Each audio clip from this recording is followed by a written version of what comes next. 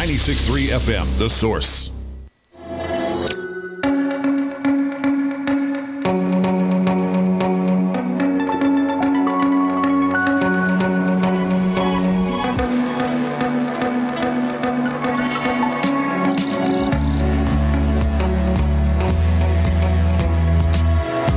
You know, our founding fathers had this idea that we would be a country of the people, for the people, we the people, right? Mm-hmm. And it's just a wonderful idea. It means that, you know, we're not going to have a king anymore, and we're just going to rule ourselves. But the way it works is you can't have, you know, however many million people are in this country. You have to vote. I mean, that's the simple bottom line, right? If you want to be part of what's happening here, you have to vote. Yeah, I know we have this discussion all the time. And that's why when you hear about a group of people that is disenfranchised, that it's more important than ever to get them to vote, just to make sure we get people out to vote. Our next guest is a hero when it comes to doing the work necessary to remind people of that very message right there. Whoever you are, as long as you're of age, I mean, voting is such an important part of this country. And we the people, but it should say we the voters is what it should say. Mm-hmm. Because the voters are ultimately the ones who call the shots, or at least elect people to call the shots. Stacey Abrams has written a book called Minority Leader, How to Lead from the Outside and Make Real Change. She is doing some amazing stuff. I want to tell you, she's up in Georgia, I think she's running for governor. Is that right, yes. Robin, of Georgia? But I want to tell you this before we say hello to her. On Amazon, her book, now Amazon is national, international. Her book right now is number 33. Wow, that's wonderful. 33. Excellent. That is pretty good. Stacey Abrams, what an honor to have you on our show. Good morning, ma'am.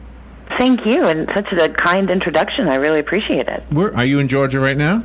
I am indeed. 20 days till the election, so I'm here. Oh my gosh, how exciting is that? It's an extraordinary opportunity. One of the markers of this election will be that should I become the nominee and win in November, I will be the first African-American woman ever elected to serve as governor in the history of our country. Isn't that something? Okay, and I hope you win. So the 22nd is the primary, right? Correct. Okay. Well, my gosh. Hey, if you win, can we visit you? I'd like to see what the office looks like. Yeah. I would love to have you, absolutely. Have you ever held a political office? Yes, I actually served as the minority leader in the Georgia House of Representatives for 7 years, hence my clever title. Oh, my gosh. Oh, yeah, of course. Yeah, minority leader. And I like the subtitle, How to Lead from the Outside and Make Real Change. And I think that's going to apply to anybody who's in a minority, but even to us voters. I mean, maybe... what do we call it demographically? I guess demographically, I being a white guy, I'm in the majority. But I mean, being in just the average everyday guy, I'm kind of in the outside, if that makes sense. And I think the vote helps me have a little say, don't you think? Absolutely, and I think your framing is the correct one. When I use the term minority, certainly there are some external parts of me that clearly put me in a minority category. I'm an African American, I'm a woman, but minority also refers to any outsider, whether it's based on your race, your gender, your faith, your economic status, your position with relationship to power.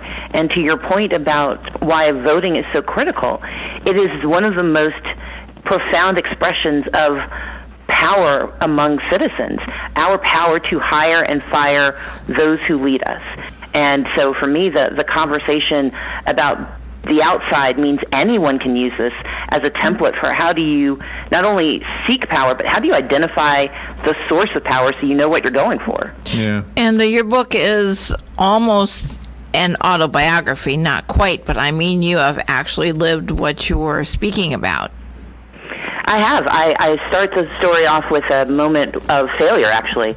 I talk about applying for a very prestigious scholarship where I would have been the first one. I applied for it because I would have been the first African-American from Mississippi to be the nominee, or African-American woman. and I got to the finalist, but I didn't win. And part of what I want people to take from this is that power is not just about victory. Sometimes it's about struggle. It's about making mistakes. It's about failure. But that is never a reason to step away. And bringing it back to voting, excuse me, the issue that we have when we don't get the people we want into elected office, that doesn't give us reason to step away. We may have not won what we wanted, but our responsibility is consistent engagement. How do you see the divide between the Republican Party and the Democrat Party? How do you see that in today's world? Why? Here's the thing from an outsider, just the peanut gallery, whatever you call us, the layperson. When I look at the divide, I say to myself, wait a minute, the people on both sides are making good arguments. The people on both sides are intelligent. How is it possible that they can't respect that intelligence and come to some kind of a compromise? And it sounds like that's what you have specialized in all of your career. I would say it this way. We have different beliefs about how we get to good. For the Democratic Party, it is grounded in a notion of more partnership with government and with the sort of organized space. For the Republican Party, it is a much more independent pathway.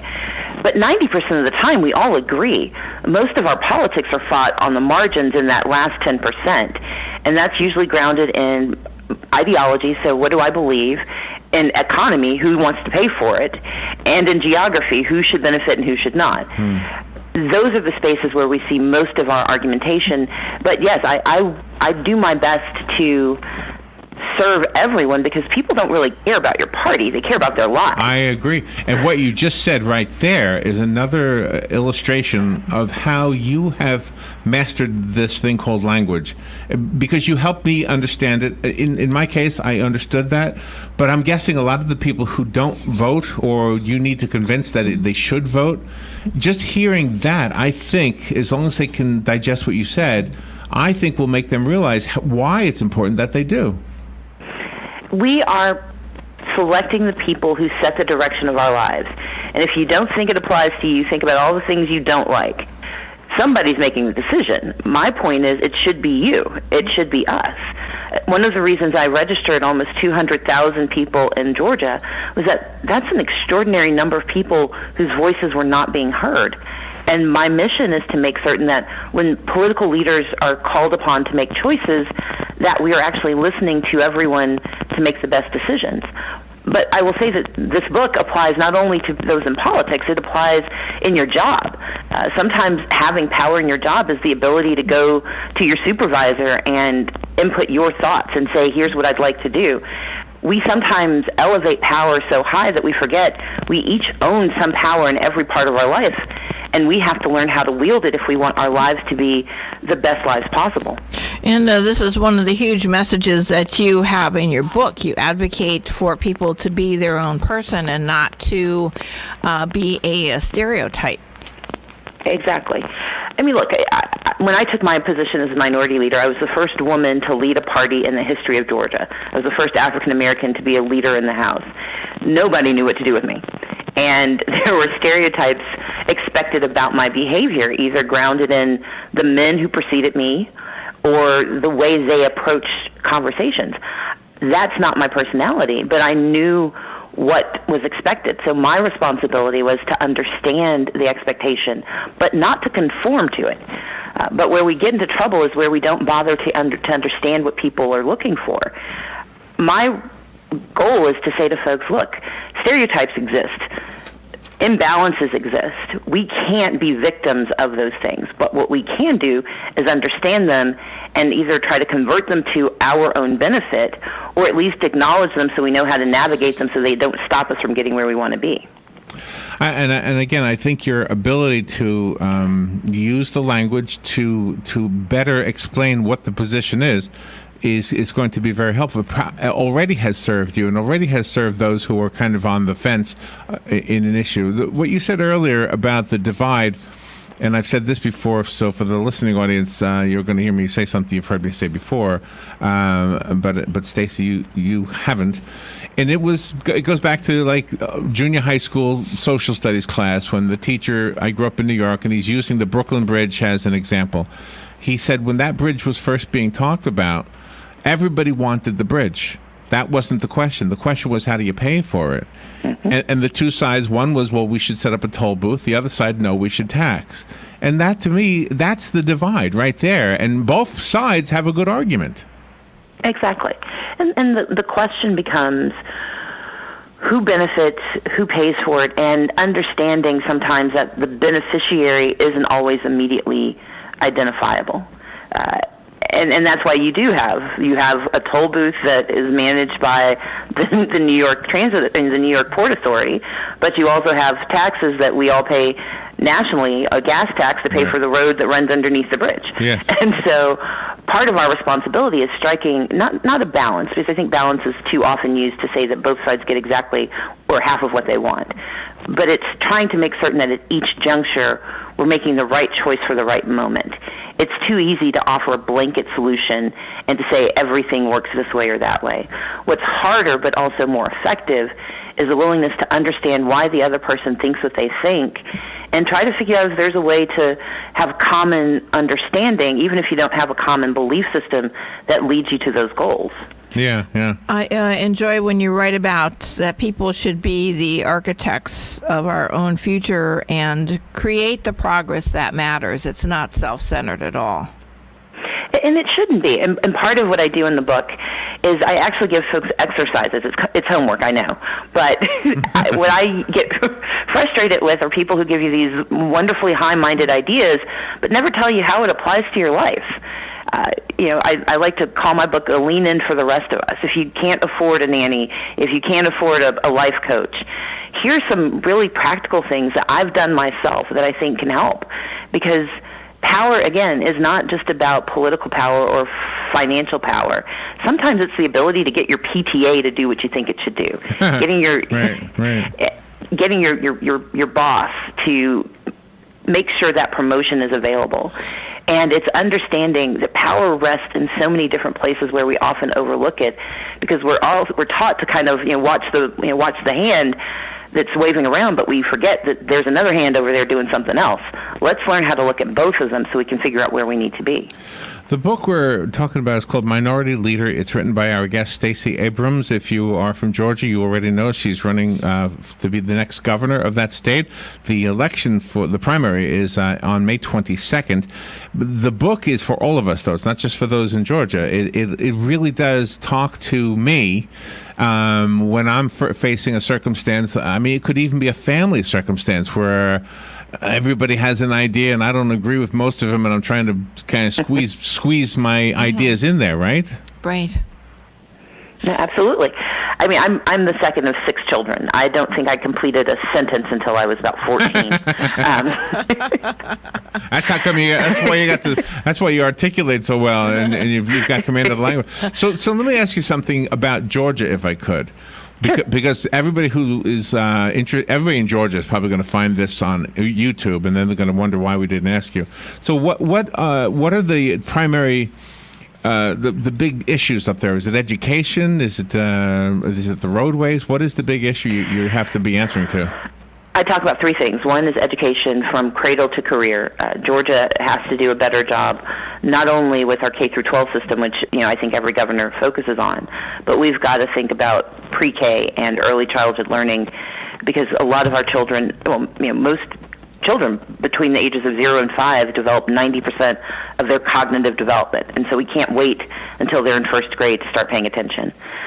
2, it's making certain that we are focusing on job creation, but not just bringing in the big companies like Amazon, but also thinking about how do we invest in small businesses, because they're the least likely to leave a neighborhood when they become successful. They're the most likely to hire and to pay good wages so families can take care of themselves. And then number 3 is Medicaid expansion.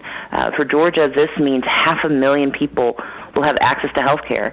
And for those who say, going back to the dynamic of Republican versus Democrat, Indiana has expanded Medicaid, Ohio, Kentucky, Arkansas, because somebody's paying for it. And if the person who is getting treatment isn't the one paying for it, then it's more than likely you and me. Mm-hmm. And so for me, the economic benefit to Medicaid expansion, as well as the moral benefit to making certain people don't have to choose between food and their health, is a critical issue. So those are the three: education, economic development, and really just making sure government works for everyone.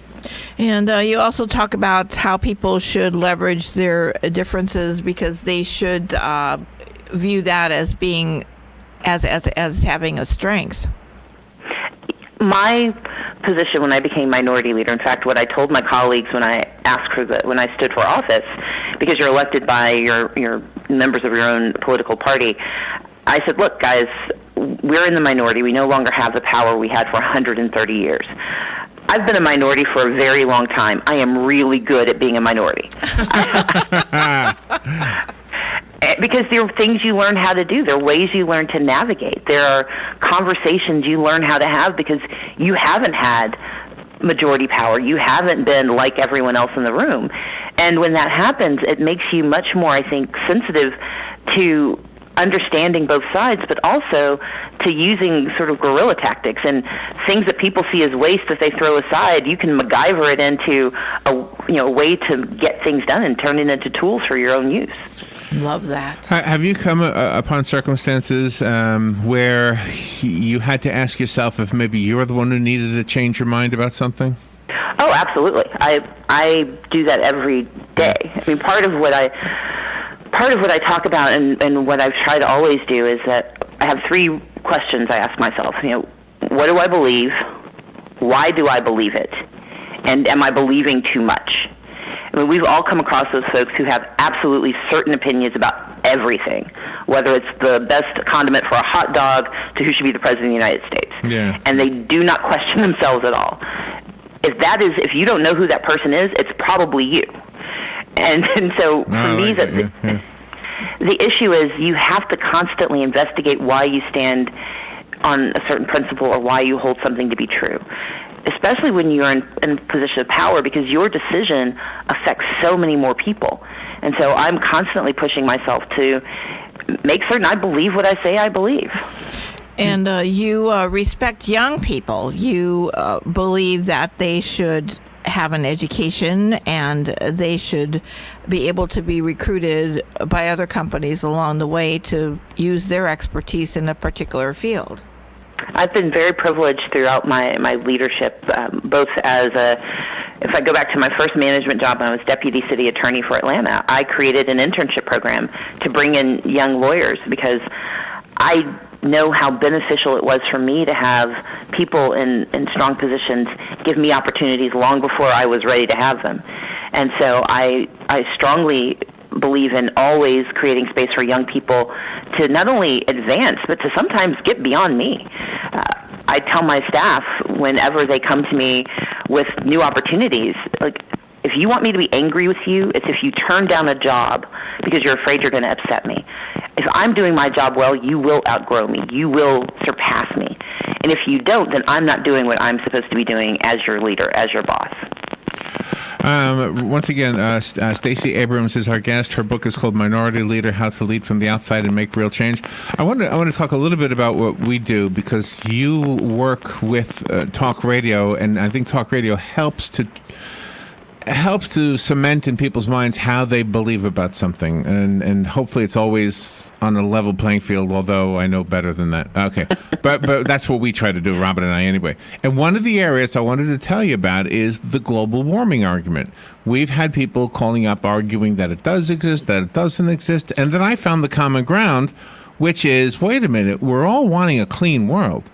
So, and I think I heard Mayor Giuliani say this one time, that, even if we're wrong about global warming, at least the rivers will be clean again. That kind of a thing. So it's almost like, wait a minute, if you find, and I guess I'm bringing this up because it sounds like that's what you're saying, is that if you're on the outside and you've got the smaller voice, but you're the little mouse who could, or whatever, I think then the small voice that makes sense gets heard.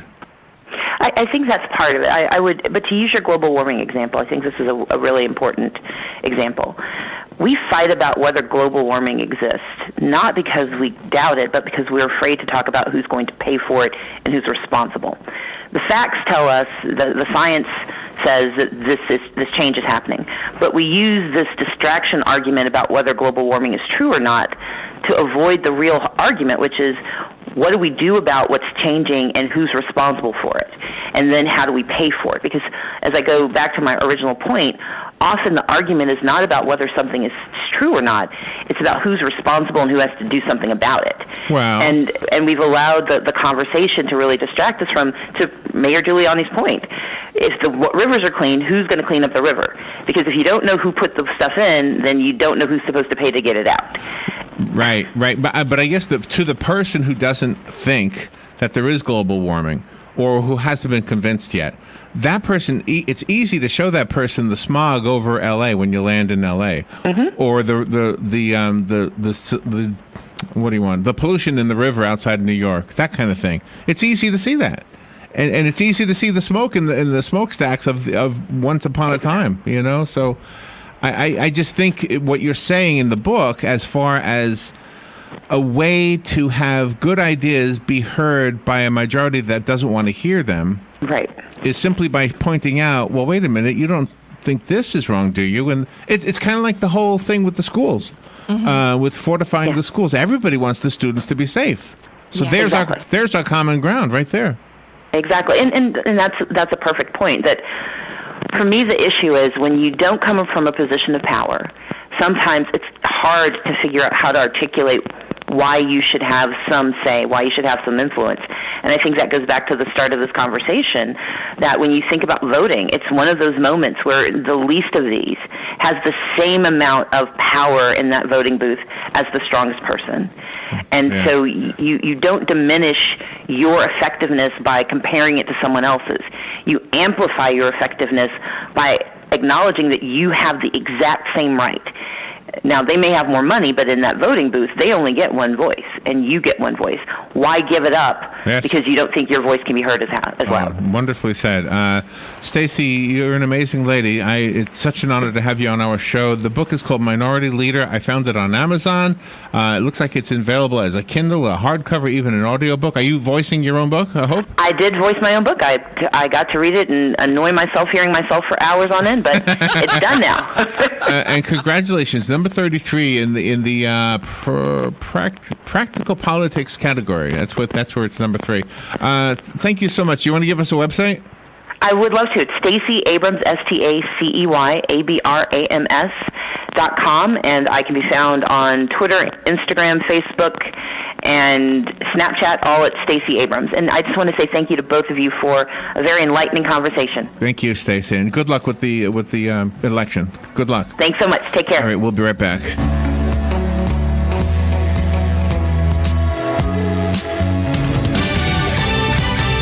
Fox News Radio. I'm Chris Foster. A setup,